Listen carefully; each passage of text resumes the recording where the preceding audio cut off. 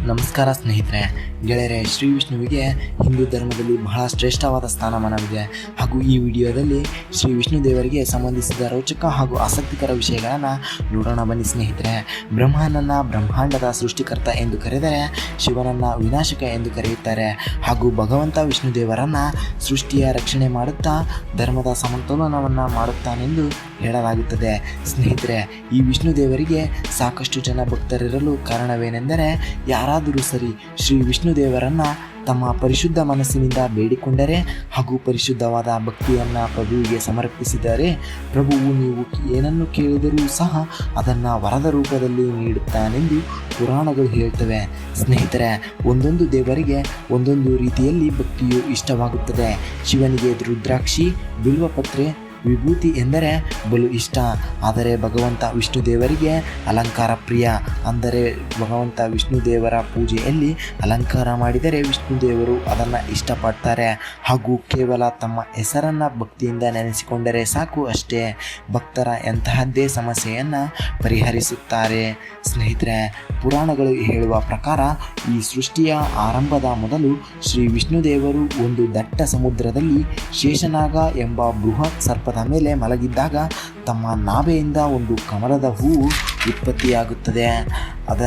ಅದರ ಒಳಗಿನಿಂದ ಬ್ರಹ್ಮದೇವರು ಸೃಷ್ಟಿಯಾಗ್ತಾರೆ ಎಂದು ಹೇಳಲಾಗುತ್ತದೆ. ನಂತರ ಬ್ರಹ್ಮದೇವ ಈ ಬ್ರಹ್ಮಾಂಡದ ಸೃಷ್ಟಿಯನ್ನು ಮಾಡುತ್ತಾನೆಂದು ಹೇಳಲಾಗುತ್ತದೆ. ಸ್ನೇಹಿತರೆ, ನೀವು ವಿಷ್ಣು ದೇವರ ಅವತಾರದ ಬಗ್ಗೆ ತಿಳಿದುಕೊಳ್ಳಲೇಬೇಕು. ಅವು ಹೀಗಿವೆ: ಮತ್ಸ್ಯಾವತಾರ, ವರಹಾವತಾರ, ನರಸಿಂಹ, ವಾಮನ, ಪರಶುರಾಮ, ರಾಮ, ಕೃಷ್ಣ, ಬುದ್ಧ, ಹೀಗೆ ನಾನಾ ಅವತಾರಗಳನ್ನು ಎತ್ತಿ ಒಂದೊಂದು ಯುಗದಲ್ಲಿಯೂ ಕೂಡ ಸೃಷ್ಟಿಯನ್ನು ರಕ್ಷಿಸುತ್ತಾ ಧರ್ಮ ಮತ್ತು ಅಧರ್ಮಗಳ ಸಮತೋಲನವನ್ನು ಮಾಡುತ್ತಾ ಇದ್ದಾರೆ.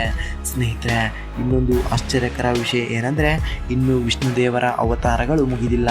ಮುಂದೆ ಭವಿಷ್ಯದಲ್ಲಿ ಈ ಕಲಿಯುಗದಲ್ಲಿ ಅಧರ್ಮಗಳು ಹೆಚ್ಚಾದಾಗ ಶ್ರೀ ಭಗವಾನ್ ವಿಷ್ಣು ದೇವರು ಕಲ್ಕಿಯ ಅವತಾರವನ್ನು ಎತ್ತಿ ಈ ಕಲಿಯುಗದ ಅಂತ್ಯವನ್ನು ಮಾಡ್ತಾರೆಂದು ಭಗವದ್ಗೀತೆಯಲ್ಲಿ ಸ್ವತಃ ಶ್ರೀಕೃಷ್ಣನೇ ಹೇಳಿದ್ದಾನೆ. ಸ್ನೇಹಿತರೆ, ಇನ್ನು ಈ ವಿಷ್ಣು ದೇವರ ರೂಪದ ಬಗ್ಗೆ ತಿಳಿಯೋಣ ಬನ್ನಿ. ಸಾಮಾನ್ಯವಾಗಿ ವಿಷ್ಣು ದೇವರು 4 ಕೈಗಳೊಂದಿಗೆ ಚಿತ್ರಿಸಲಾಗಿದೆ. ಇವರ 4 ಕೈಗಳಲ್ಲಿ 4 ಪ್ರಮುಖ ವಸ್ತುಗಳು ಇರುತ್ತವೆ ಹಾಗೂ ಒಂದೊಂದು ಸಹ ಮಹತ್ವದ ಅಂಶಗಳನ್ನು ಒಳಗೊಂಡಿವೆ. ಮೊದಲನೆಯದು ಶಂಖ. ಈ ಶಂಖವು ಧರ್ಮವನ್ನು ಪ್ರತಿನಿಧಿಸುತ್ತದೆ. ಎರಡನೆಯದ್ದು ಚಕ್ರ. ಇದರ ಹೆಸರು ಸುದರ್ಶನ ಚಕ್ರ. ಇದು ದುಷ್ಟರ ಸಂಹಾರಕ್ಕಾಗಿದೆ. ಹಾಗೂ ಮೂರನೆಯದಾಗಿ ಗದ. ಇದು ಶಕ್ತಿಯ ಸ್ವರೂಪವಾಗಿದೆ. ಹಾಗೂ ಕೊನೆಗೆ ಕಮಲ. ಇದು ಶಾಂತಿ ಮತ್ತು ಪವಿತ್ರತೆಯ ಮೂಲವಾಗಿದೆ. ಸ್ನೇಹಿತರೆ, ಈಗ ವಿಷ್ಣು ದೇವರು ಪ್ರತಿಯೊಂದು ಅವತಾರವನ್ನು ಎತ್ತಲು ಕಾರಣವೇನು ಎಂದು ನೋಡ್ತಾ ಹೋಗೋಣ ಬನ್ನಿ ಸ್ನೇಹಿತರೆ. ಮೊದಲನೆಯದಾಗಿ ಮತ್ಸ್ಯಾವತಾರ. ಮಹಾಪ್ರಳಯದ ಸಮಯದಲ್ಲಿ ವೇದಗಳನ್ನು ರಕ್ಷಿಸಲು ವಿಷ್ಣು ದೇವರು ಮೀನಿನ ರೂಪದಲ್ಲಿ ಬಂದಿದ್ದರು. ಹಾಗೂ ಎರಡನೆಯದಾಗಿ ಕೂರ್ಮಾವತಾರ. ಸಮುದ್ರ ಮಂಥನದ ಸಮಯದಲ್ಲಿ ಮಂದಾರ ಪರ್ವತವನ್ನು ತಲುಪಿಸಲು ಆಮೆಯ ರೂಪವನ್ನು ಪಡೆದುಕೊಂಡಿದ್ದರು. ನಂತರ ಮೂರನೆಯದಾಗಿ ವರಹಾವತಾರ. ಭೂಮಿಯನ್ನು ರಕ್ಷಿಸಲು ಸಾಕ್ಷಾತ್ ಭಗವಾನ್ ವಿಷ್ಣುದೇವರು ಹಂದಿಯ ರೂಪದಲ್ಲಿ ಹಿರಣ್ಯಕಶ್ಯಪನ ಸಂಹರಿಸಲು ಬಂದಿದ್ದರು. ಹಾಗೂ ನಾಲ್ಕನೆಯ ಅವತಾರ ನರಸಿಂಹ ಅವತಾರ. ಭಕ್ತ ಪ್ರಹ್ಲಾದನನ್ನು ರಕ್ಷಿಸಲು ಅರ್ಧ ಸಿಂಹ ಅರ್ಧ ಮಾನವ ರೂಪವನ್ನು ತೆಗೆದುಕೊಂಡಿದ್ದರು. ಹಾಗೂ ಐದನೆಯದಾಗಿ ವಾಮನ ಅವತಾರ. ಅಹಂಕಾರಿ ರಾಜನಾದ ಬಲಿಯನ್ನು ನಿಯಂತ್ರಿಸಲು ಬ್ರಾಹ್ಮಣ ರೂಪವನ್ನು ಎತ್ತಿದ್ದರು. ನಂತರ ಆರನೆಯದಾಗಿ ಪರಶುರಾಮರ ಅವತಾರ. ಅಧರ್ಮ ಮಾಡಿದ ರಾಜರನ್ನು ಶಿಕ್ಷಿಸಲು ಯೋಧ ಬ್ರಾಹ್ಮಣ ರೂಪದಲ್ಲಿ ಬಂದಿದ್ದರು. ಮುಂದೆ ಬರುವುದು 7ನೆಯ ಅವತಾರವಾದ ಪ್ರಭು ಶ್ರೀರಾಮರ ಅವತಾರ. ಧರ್ಮ ಮತ್ತು ಅಧರ್ಮ ಜೀವನವನ್ನು ತೋರಿಸಲು ಶ್ರೀರಾಮನಾಗಿ ಜನಿಸಿದರು. ಹಾಗೂ 8ನೆಯದಾಗಿ ಕೃಷ್ಣಾವತಾರ. ಕೌರವರ ಅಧರ್ಮವನ್ನು ನಾಶ ಮಾಡಲು ಮತ್ತು ಭಗವದ್ಗೀತೆಯನ್ನು ನೀಡಲು ಕೃಷ್ಣನಾಗಿ ಬಂದರು. ಹಾಗೂ 9ನೆಯದಾಗಿ ಬುದ್ಧ ಅವತಾರ. ಜನರಿಗೆ ಅಹಿಂಸೆಯ ಮಾರ್ಗವನ್ನು ತಿಳಿಸಲು ಬುದ್ಧನಾಗಿ ಬಂದರು. ಹಾಗೂ 10ನೆಯ ಅವತಾರ ಕಲ್ಕಿ ಅವತಾರ. ಇದು ಇನ್ನೂ ಭವಿಷ್ಯದಲ್ಲಿ ಆಗಲಿದೆ ಸ್ನೇಹಿತರೆ. ಭವಿಷ್ಯದಲ್ಲಿ ಕಲಿಯುಗದ ಅಂತ್ಯದಲ್ಲಿ ದುಷ್ಟರನ್ನು ಸಂಹರಿಸಲು ಕಲ್ಕಿಯಾಗಿ ಬರುತ್ತಾರೆ. ಸ್ನೇಹಿತರೆ, ವಿಷ್ಣು ದೇವರು ಧರ್ಮದ ರಕ್ಷಕ. ಯಾವಾಗಲಾದರೂ ಜಗತ್ತಿನಲ್ಲಿ ಅಧರ್ಮ ಹೆಚ್ಚಿದಾಗ ವಿಷ್ಣುದೇವರು ಅವತಾರವನ್ನು ಎತ್ತಿ ಧರ್ಮವನ್ನು ಪುನರ್ಸ್ಥಾಪಿಸಲು ಬರುತ್ತಾರೆ.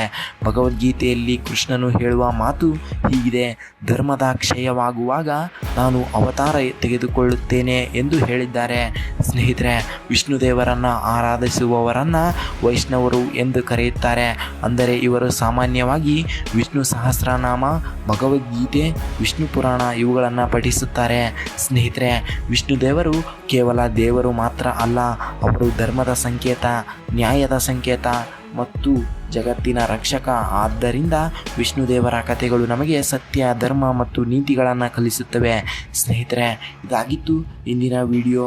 ಈ ವಿಡಿಯೋದಿಂದ ನೀವೇನಾದರೂ 1% ಆದರೂ ಕಲಿತುಕೊಂಡಿದ್ದರೆ ವಿಡಿಯೋಗೆ ಒಂದು ಲೈಕ್ ಮಾಡಿ. ನಮಸ್ಕಾರ, ಧನ್ಯವಾದಗಳು ಸ್ನೇಹಿತರೆ.